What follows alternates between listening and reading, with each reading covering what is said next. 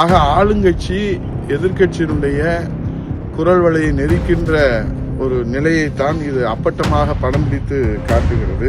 வருங்கால முதலமைச்சர் புரட்சி தமிழ் ஐயா எடப்பாடியார் அவர்கள் பேசுகிற போதும் நேரலையை துண்டிப்பதும், சில நேரங்களில் முதலமைச்சரே ஓடி ஒளிந்து கொள்வதும், ஆக எதிர்கட்சியினுடைய விமர்சனங்களை தாங்குகிற பக்குவம் முதலமைச்சருக்கு இந்த அரசுக்கு இல்லையோ?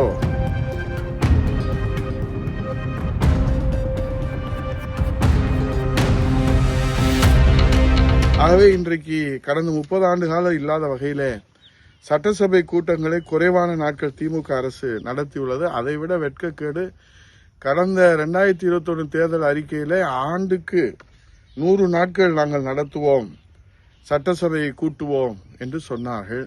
அப்படியானால் 5 ஆண்டுகளுக்கு 500 நாட்கள் நடத்துவதாக வாக்குறுதி அளித்துவிட்டு இன்றைக்கு மிகவும் குறைவாக இந்த 16வது கூட்டத்தொடர் 30 ஆண்டு கால வரலாற்றிலே இல்லாத வகையில நடைபெற்று இருப்பது 161 நாட்கள் என்பது நமக்கு ஜனநாயகம் எங்கே போனது? ஆக ஆளுங்கட்சி எதிர்கட்சியினுடைய குரல் வலையை நெரிக்கின்ற ஒரு நிலையைத்தான் இது அப்பட்டமாக படம் பிடித்து காட்டுகிறது. ஆக ஒவ்வொரு ஆண்டும் 100 நாட்கள் என்று சொல்லிவிட்டு, அதே போல நேரலை ஒளிபரப்பு, அவர்கள் பேசினால், ஆளுகிற கட்சி பேசினால் நேரடி ஒளிபரப்பு செய்யப்படுகிறது. குறிப்பாக அனைத்து இந்திய அண்ணா திராவிட முன்னேற்ற கழகம் பேசுகிற போதும், மாண்புமிகு எதிர்க்கட்சி தலைவர் வருங்கால முதலமைச்சர் புரட்சி தமிழ் ஐயா எடப்பாடியார் அவர்கள் பேசுகிற போதும் நேரலையை துண்டிப்பதும், சில நேரங்களில் முதலமைச்சரே ஓடி ஒளிந்து கொள்வதும், ஆக எதிர்கட்சியினுடைய விமர்சனங்களை தாங்குகிற பக்குவம் முதலமைச்சருக்கு இந்த அரசுக்கு இல்லையோ என்கிற ஒரு கவலையும் ஏற்பட்டிருக்கிறது. நம்மை புகழ்வதை மட்டும்தான் பதிவு செய்யப்படும் சட்டசபையில் என்று சொன்னால், இடிப்பாறை இல்லாத ஏமாற மன்னர் என்ற ஒரு நிலையைத்தான் நாம் பார்க்கிறோம். கெடுப்பாரே இல்லாமல் கெட்டு போய்விடும் என்ற அந்த நிலையை நாம் பார்க்கிறோம். ஆக எதிர்கட்சி, பாரதிய ஜனதா கட்சி, பாட்டாளி மக்கள் கட்சி பங்கேற்ற விவாதம் ஒரு முறை கூட மக்களிடத்திலே நேரடி ஒளிபரப்பு செய்யவில்லை. இதில் கொடுமை என்னவென்றால், கடைசி நாள் 20ஆம் தேதி ஏறத்தாழ 1 மணி நேரம் தோழமைக்கு ஆளுகிற கட்சியினுடைய ஜால்ரா புகழ் பாடுகிற, வானளாவிய புகழ் பாடுகிறவர் மட்டும் 1 மணி நேரத்துக்கு நேரடி ஒளிபரப்பு செய்திருக்கிறார்கள்.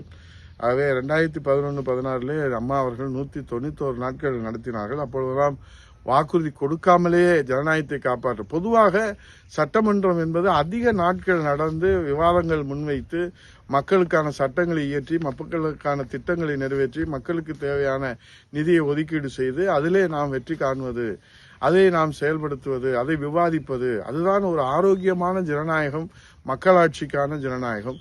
ஆனால் இங்கே என்ன, மன்னராட்சி என்கிற வகையிலே அங்கே ஒரு குடும்ப கட்சியாகத்தான் சட்டசபையில